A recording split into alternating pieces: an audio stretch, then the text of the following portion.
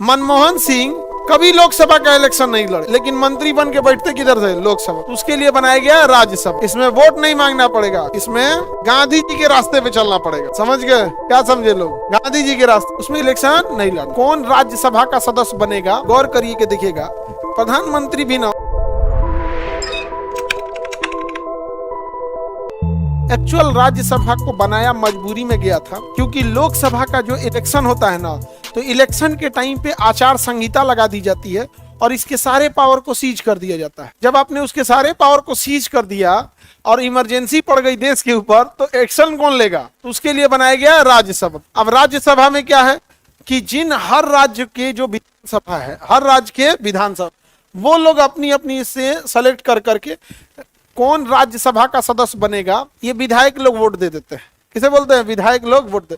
जैसे मान के चलिए आपको राज्यसभा जाना है, किसे जाना है आप लोग को? राज्यसभा। आपके मुख्यमंत्री चाहेंगे तो कम से कम 10 आदमी को राज्यसभा भेज देंगे, राज्यपाल चाहेंगे तो भी भेज देंगे, मनोनीत कर देंगे। इलेक्शन ही नहीं लड़ना है, उसमें इलेक्शन नहीं लड़ना है। राज्यसभा में जाने के लिए कुछ सीटें विधायकों के हाथ में होती हैं, वो जब हम पढ़ाएंगे तब बता देंगे आपको। और कुछ सीटें जो होती हैं वो वहां से भेज सकते हैं, मतलब मनोनीत करके आदमी क्या कर सकता है।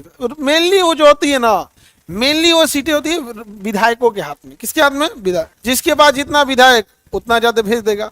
अब आप बताओ, बंगाल में टीएमसी की सरकार है, तृणमूल कांग्रेस। तो बंगाल से जो राज्यसभा में जाएगा, ऑब्वियस बात है उसी पार्टी का ज्यादा जाएगा, क्योंकि जब विधायकों को ही वोट देना है तो जिसकी सरकार है वही जाएगा ज्यादा। अब यूपी में बीजेपी की गवर्नमेंट है, विधायक ज्यादा किसके हैं? बीजेपी के। तो ऑब्वियस बात है कि जो उत्तर प्रदेश में जो राज्यसभा की सीटें हैं, वो राज्यसभा की सीटें ज्यादातर किसके हिसाब से जाएंगी? बीजेपी के हिसाब। यानी डायरेक्टली इनडायरेक्टली राज्यसभा एक तरह के हर राज्यों का मिश्रण हो जाता है।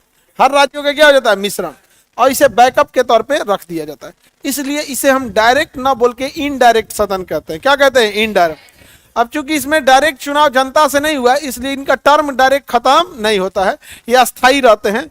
जबकि इनमें 545 लोग होते हैं। ये 545 का चुनाव एक ही बार में होता है, एक ही बार में खत्म हो जाता है। और इसमें कितने होते हैं? 245। और इसमें 500। इसका इलेक्शन पिछली साल हुआ था 2024 में, पिछली बार हुआ 2024 में। अब कब तक रहेंगे वो? 2029 तक रहेंगे। समझ में आ गया कि नहीं आ गया? और इसका इलेक्शन कभी कभी होते रहता है, 2-2 साल पे होते रहता है।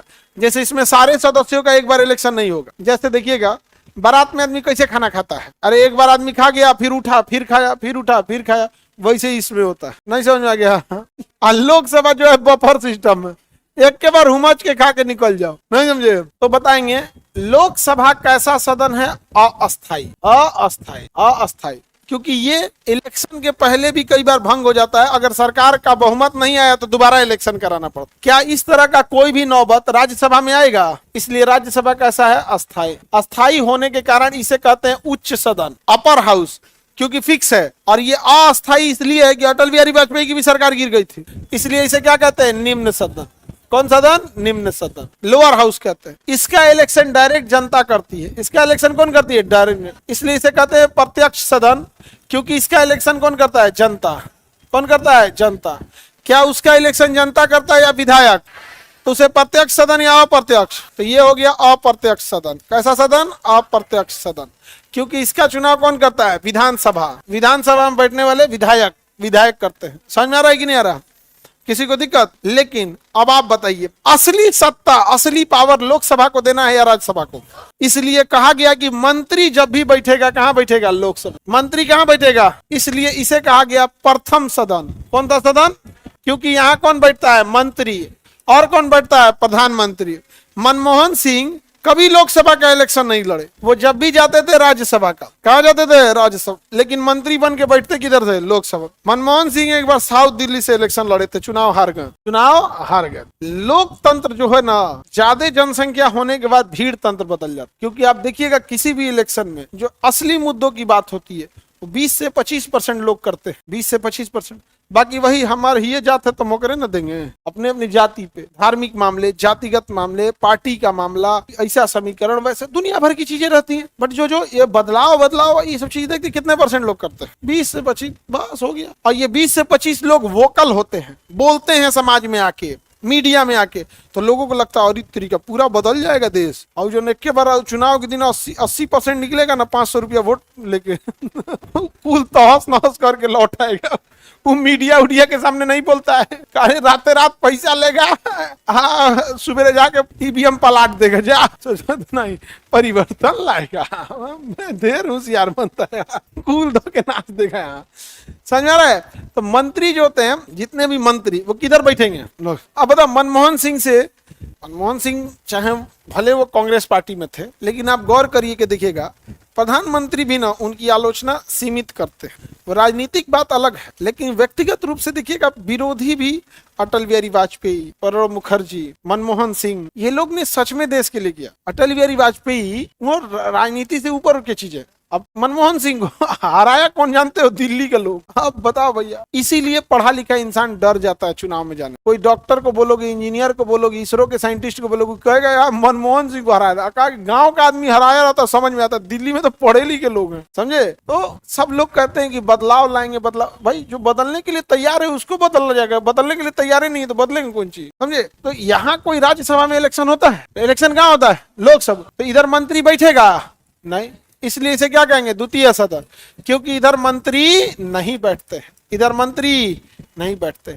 इसका सदस्य बनने के लिए चाहिए 25 साल, इसलिए इसे कहते हैं युवाओं का सदन। इसका सदस्य बनने के लिए चाहिए 30 साल। कितना सदन? 30 साल। युवा ठीक तो लिखे हैं जी। बूढ़ा का सदन नहीं कहिए इसको, 30 साल में कोनो बूढ़ा नहीं हो जाएगा। एक्चुअल में इसमें एक फायदा ये है कि अगर आप पढ़े लिखे हैं, विज्ञान के जानकार हैं, कला के जानकार हैं, साहित्य के जानकार हैं, तो आपको इधर भेजा जा सकता है। इसलिए इसे शिक्षित लोगों का सदन भी कहते हैं। क्या कहते हैं? शिक्षित लोगों का सदन। मनमोहन सिंह इधर ही से गए। इधर किसको? सचिन तेंदुलकर को भी तो एक बार राज्यसभा का सदस्य बनाया गया था ना। हाँ बनाया गया बहुत पहले। तो राज्यसभा में जा सकते हैं उधर से, पढ़े लिखे लोग रहेंगे तो यहाँ पे। शिक्षित लोगों का सदन किसे कहेंगे? हाँ सर, केजरीवाल को भी लोगों ने वोट नहीं दिया। एक बार दिए थे लोग ना जी, 1-2 बार तो जीते भी हैं, तो 3 बार जीते हैं। 3 बार तो क्या है, जितवे किए हैं। तो इसे शिक्षित लोगों का सदन किसे कहेंगे? राज्यसभा में जाने के लिए 30 साल। जनता से जाके वोट मांगना पड़ेगा, इसमें वोट नहीं मांगना पड़ेगा, इसमें गांधी जी के रास्ते पे चलना पड़ेगा। इधर से जाने के लिए किस रास्ते से जाना है? गांधी जी के रास्ते। गांधी जी के रास्ते से डेली जितने ज्यादा गांधी जी के रास्ते पे चलेंगे, उतने ज्यादा विधायक लोग आपको वोट देंगे, और आप लोग अपने अपने राज्य से राज्यसभा चले जाएंगे, अपने अपने राज्य से राज्यसभा चले जाएंगे। तो राज्यसभा जाने के लिए जनता के पास वोट नहीं मांगना है, विधायकों के पास जाना है, और गांधी जी के रास्ते पे चलना है। समझ गए? क्या समझे लोग? गांधी जी के रास्ते पे। और वहां जाके क्या जाएंगे? राज्यसभा में। कहाँ चल जाएंगे? राज्यसभा। अब जाके वहां राज्यसभा में बैठल रहिए, कुर्सी तुरिए बैठ के। आप को कोनो चीज मन करे तो पूछ दीजिएगा। अध्यक्ष महोदय, हम एक बहुत जरूरी सवाल पूछना चाहते हैं। दाल में हल्दी डालने पे पीला काय हो जाता है? आप भी सवाल पूछ देगा कि मसूर दाल लाल होता है, पकने के बाद पीला काय हो जाता है? जैसन जैसन रहेंगे वैसन सवाल पूछिएगा वहां डायरेक्ट। अच्छा, अगर इधर से जाना है तो इधर से जाना है, जनता से जाइए। 2029 में इलेक्शन हो रहा है, जाइएगा,